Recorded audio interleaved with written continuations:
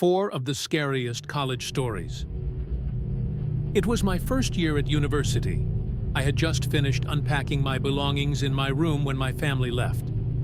That same day, my roommate finally arrived, and right from the start, I sensed he was the most socially inept person I had ever met.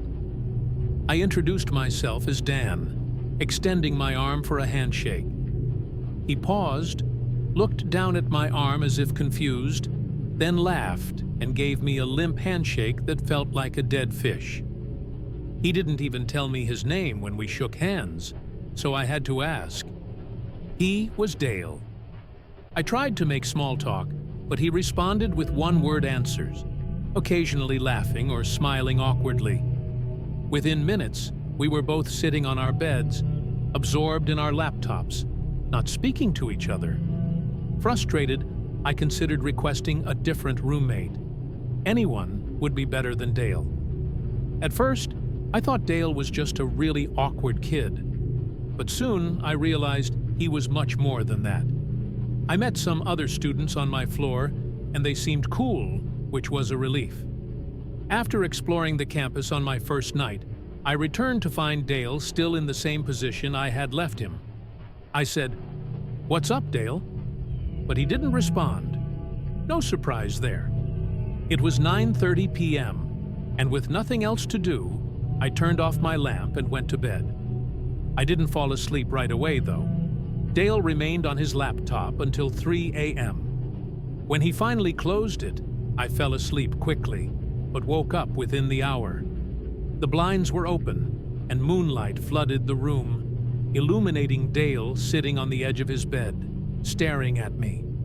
I sat up, rubbed my eyes, and asked, "Dale, what the hell are you doing?" He whispered, "Sorry," and lay down. The next morning, I woke up to find Dale had already left. It felt like the first time he had ever exited the room.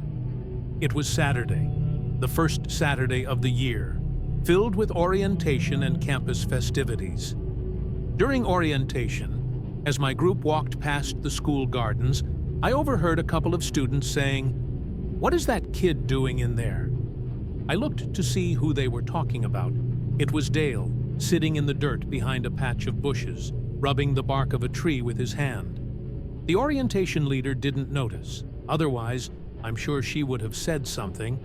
I just walked by, keeping quiet, but eventually told the two students that he was my roommate to spark a conversation and maybe make some friends. They apologized for me, and we all awkwardly laughed, unsure if it was appropriate. I ended up making friends with those two, and we planned to hang out that night. When I returned to my dorm, I learned that the school had found another roommate for me. Things seemed to be looking up. That night, I left to meet up with my new friends, and when I returned, Dale was sitting in the desk chair facing the door. I said, "Oh, hey, what's up?" He replied matter-of-factly, saying nothing. I sat on my bed, opened my laptop, and noticed I had forgotten to lock it. To my dismay, I found that all my emails had been opened, including ones I hadn't read, and several folders had been accessed. Dale must have snooped through my laptop. When I confronted him about it, he vehemently denied it, responding no almost immediately after I finished my question. I could read him like a book. This creepy kid had been going through my computer while I was out. I didn't pursue it further, as I was ready to sleep. However, as I searched for my pajamas, I felt as if my clothes had been moved around. I knew I would be out of there by the next day, so I kept quiet. In the middle of the night, I woke to the sound of a zipper. I sat up and saw Dale on the floor, rummaging through my bag. I turned on the lamp and confronted him. He played dumb, claiming, "I think you have my toothbrush by mistake." It was the closest he had come to showing any wit, but I knew he was lying and that something was off with him, so I didn't get physical. The next day, I met my new roommate, and everything went well. Sunday night, after a decent conversation with him, who was no social butterfly but far better than Dale, We both turned off our lights and went to bed. For the third night in a row, I woke up at an odd hour to a strange noise. It was a weird clicking sound, not consistent, but I heard it at least twice every 30 seconds. I got up, hoping to find an innocent explanation like a heavy bag on a weak floorboard, or even a mouse. As I searched the room, I realized the sound was coming from outside our door. The nightlight in the common area was always on, so when I looked through the peephole, I saw the scalp of a person standing outside. They were looking down, so I couldn't see their face, but I recognized the tiny clicking noises were coming from the doorknob. I was sure they were trying to unlock the door. I dialed the campus police, and they arrived in under 5 minutes. Only then did I feel safe enough to open the door. I found the officers had apprehended Dale, who was in cuffs.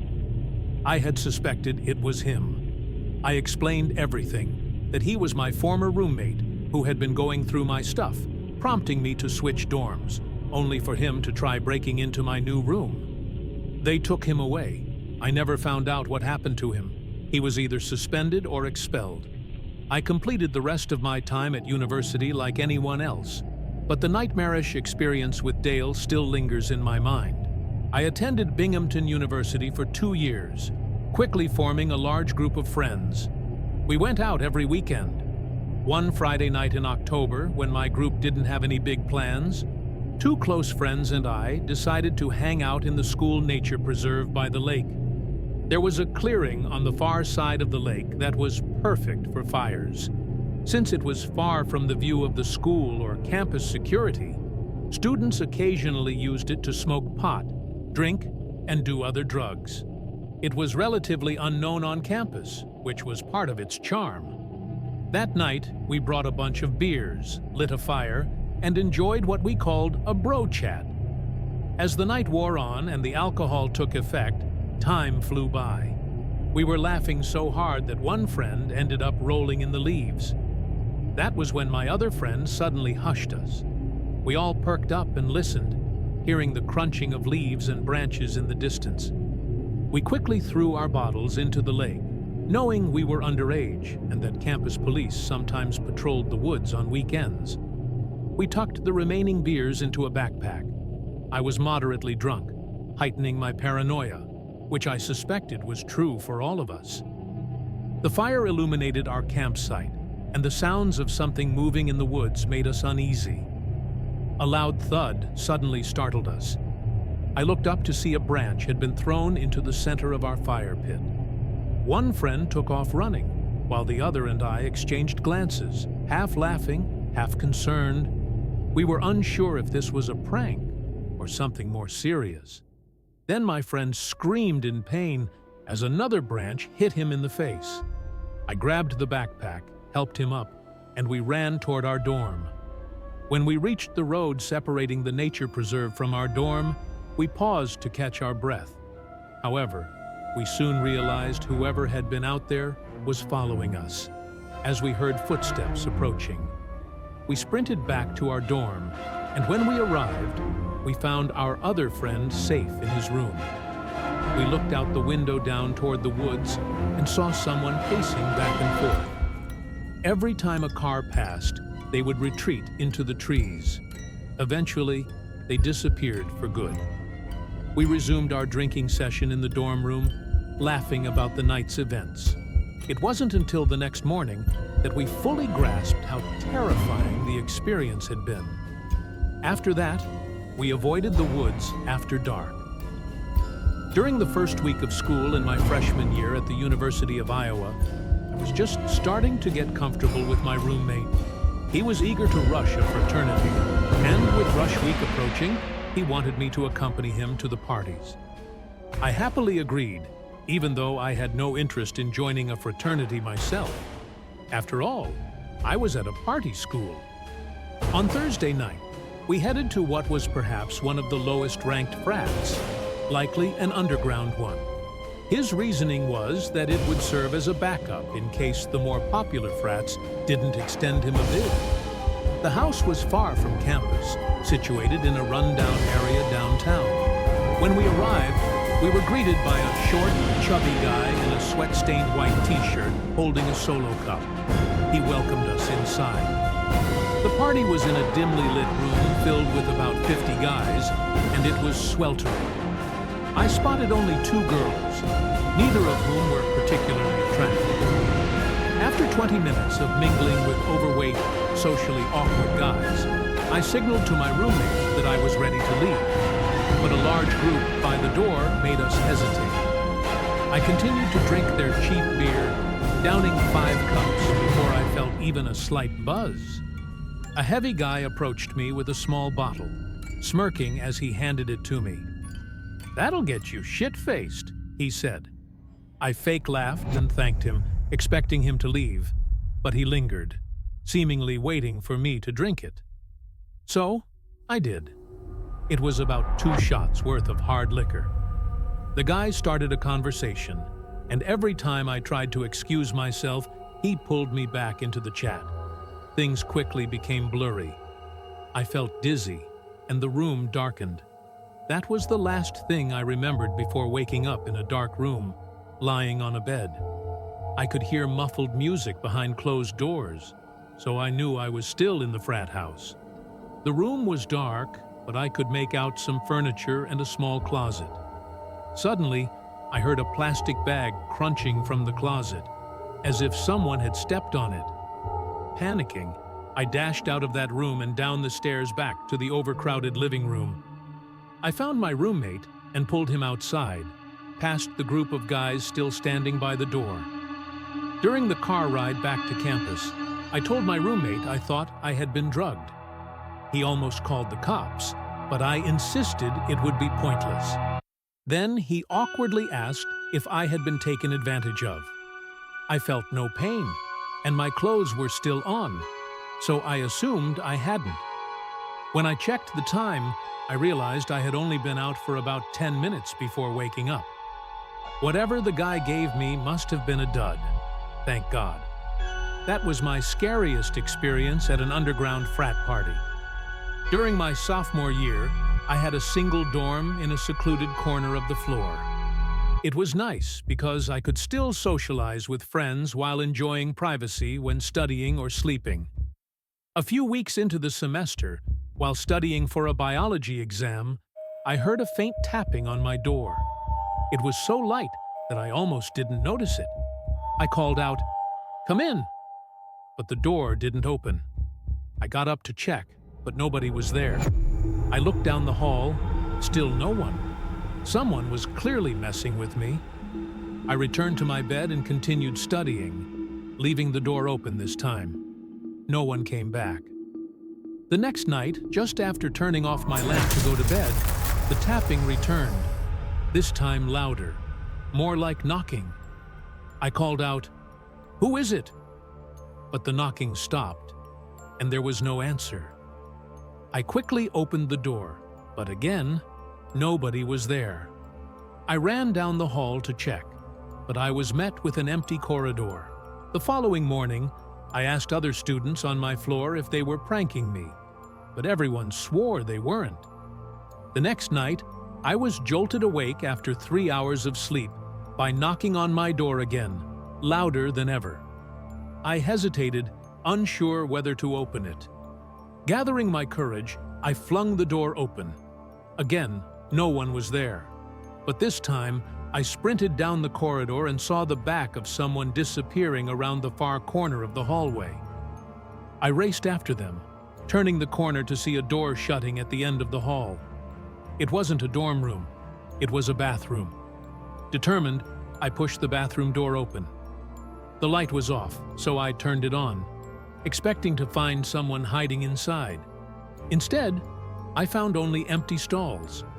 I got down on my hands and knees to look under the stalls and saw 2 heavy black boots beneath one of the doors. Taking a deep breath, I pushed the stall open. To my confusion, the boots were there, but no person was to be found. Then I heard a disturbing giggle. Not a feminine or childlike laugh, but the kind that suggested an old, deranged man. My confidence evaporated, and fear gripped me. I bolted back to my room, shutting the door behind me. I hopped back into bed and began texting every friend I had, but of course, everyone was asleep. The knocking returned one last time that night, but I ignored it. It continued for about 30 seconds before whoever it was finally gave up. The next day, I spoke to everyone on my floor. Nobody else had heard the knocking, and each person insisted they weren't pranking me. I don't know why that person chose to harass me or who they were. Judging by the boots and the unsettling laughter, it seemed to be an older man, and that thought disturbed me deeply. The following nights were marked by an unsettling silence. I kept my door locked and tried to convince myself that the knocking was just a figment of my imagination, a product of stress and sleep deprivation. But deep down, I knew that something was off.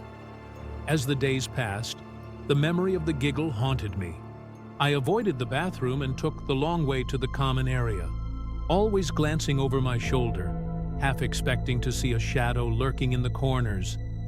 My friends noticed my anxious demeanor and asked what was wrong, but I brushed it off, not wanting to sound paranoid.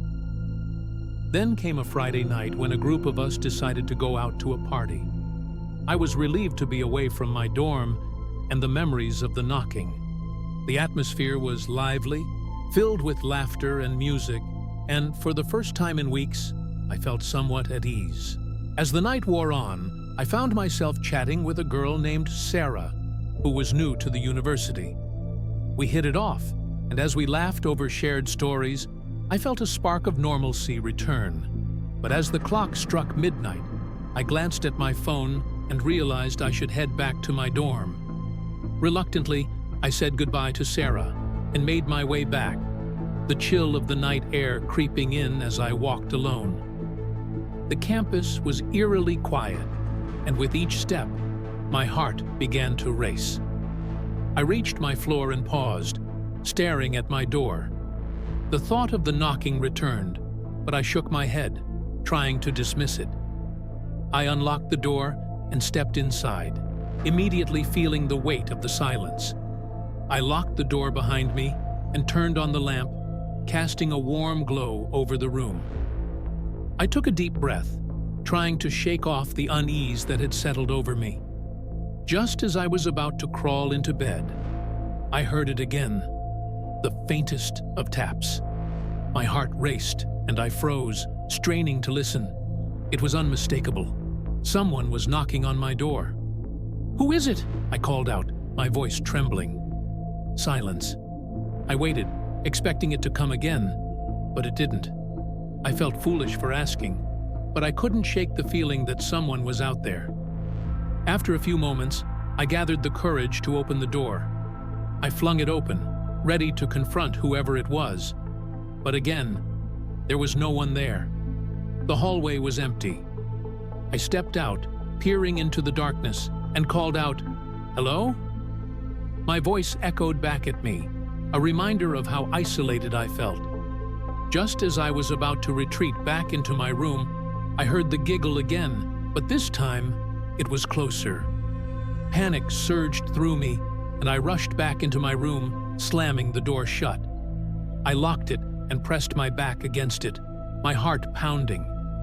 The giggle echoed in my mind, and I realized I wasn't alone. I reached for my phone, ready to call campus security, but before I could dial, I heard the knocking again, this time more insistent.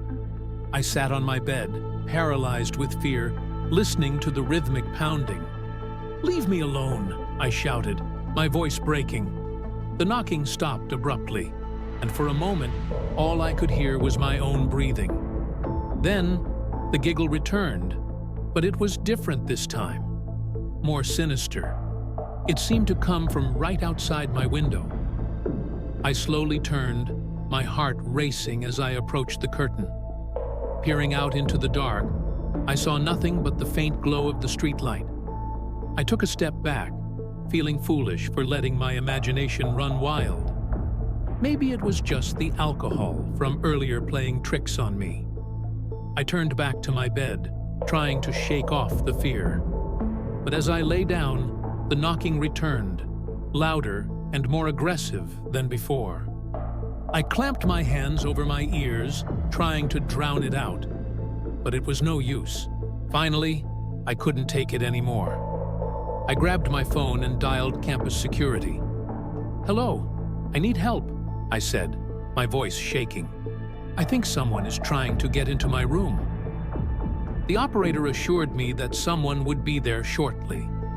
I waited, my heart racing, glancing at the door every few seconds. Minutes felt like hours, but finally, I heard the sound of footsteps in the hallway. There was a knock on my door, and I jumped, my heart in my throat. "It's campus security!" a voice called out. I rushed to open the door, finding two officers standing there, flashlights in hand. "What's going on?" one of them asked, his brow furrowed with concern. I explained everything: the knocking, the giggling, the feeling of being watched.